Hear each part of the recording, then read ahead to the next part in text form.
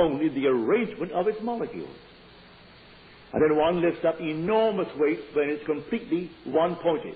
When all these molecules face one direction, it's a powerhouse.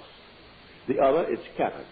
So let not the double-minded man think that he will in any way receive from the Lord, you're told. The same first chapter.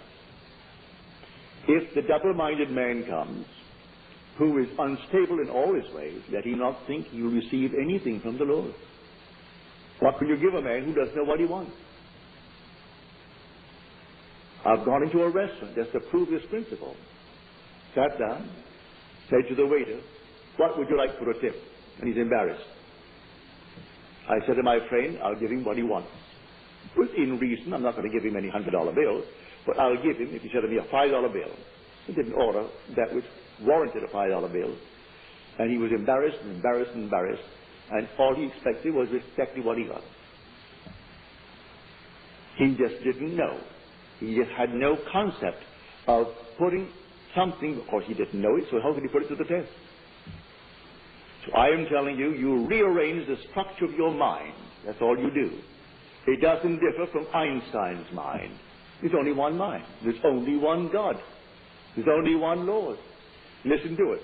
One body, one spirit, one hope, one Lord, one faith, one baptism, one God and Father of us all, who is above all, through all, and in all.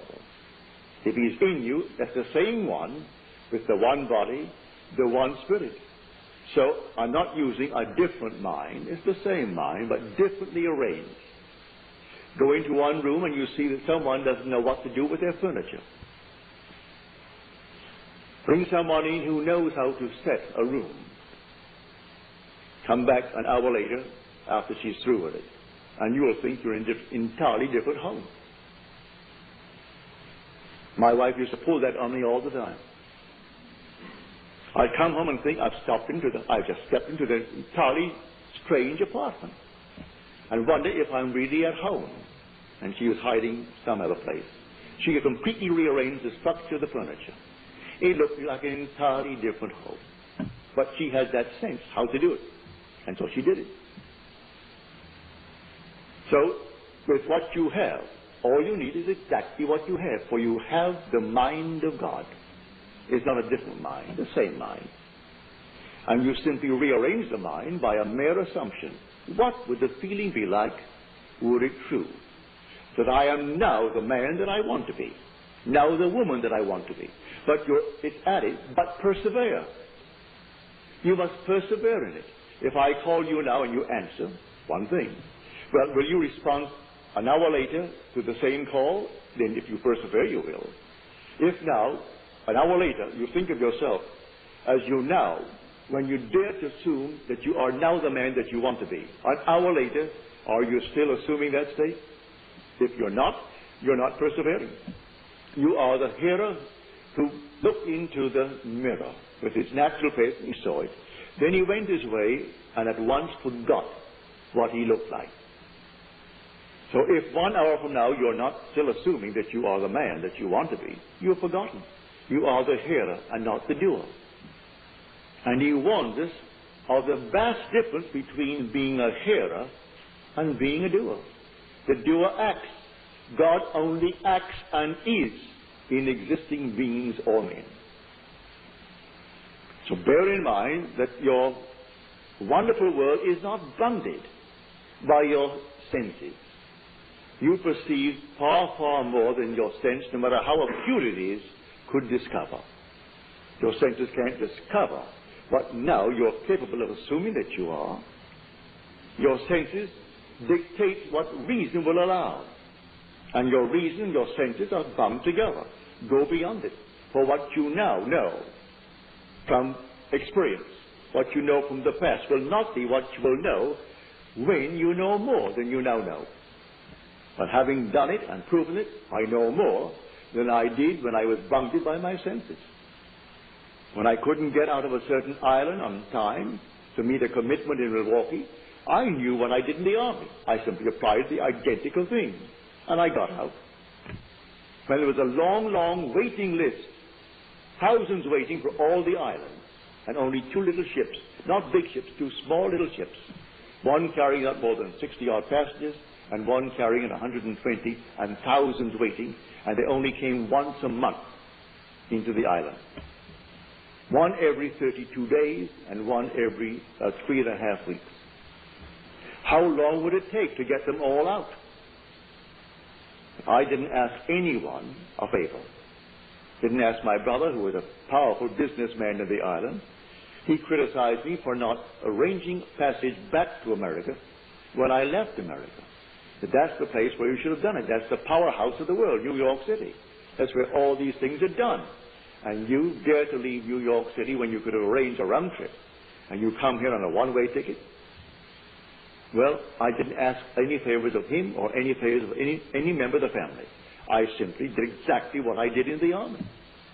And in 24 hours, I was called by the Alcoa company and given my passage. Over thousands who were waiting. Isn't my concern why she did it, or why someone else didn't get it in preference to mine, but my name was down at the very bottom. I wasn't at the top, I'm at the bottom of the list. It isn't my concern.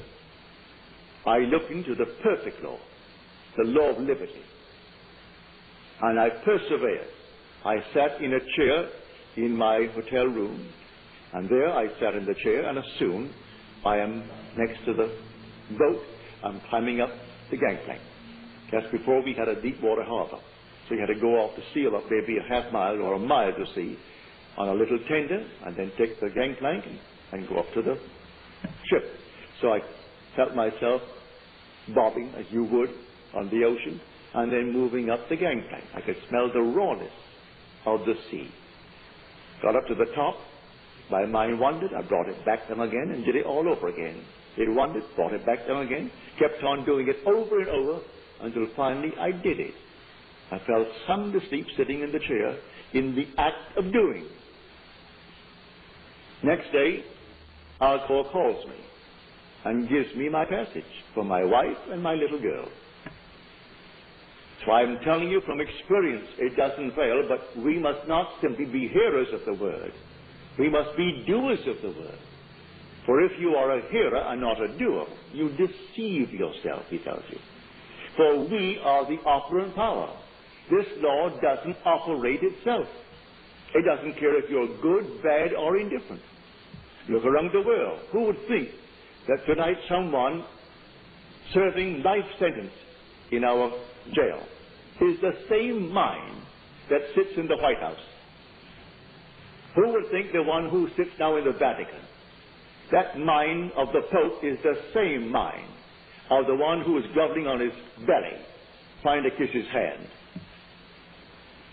So on Sunday, there'll be Palm Sunday, and they'll do all these things on Palm Sunday, the holy palms. And then comes Friday, then comes Sunday, and all this will go on and have all the show, fabulous show. And he who is being born on the backs of strong, strapping men does not differ from those who are his slaves bearing him.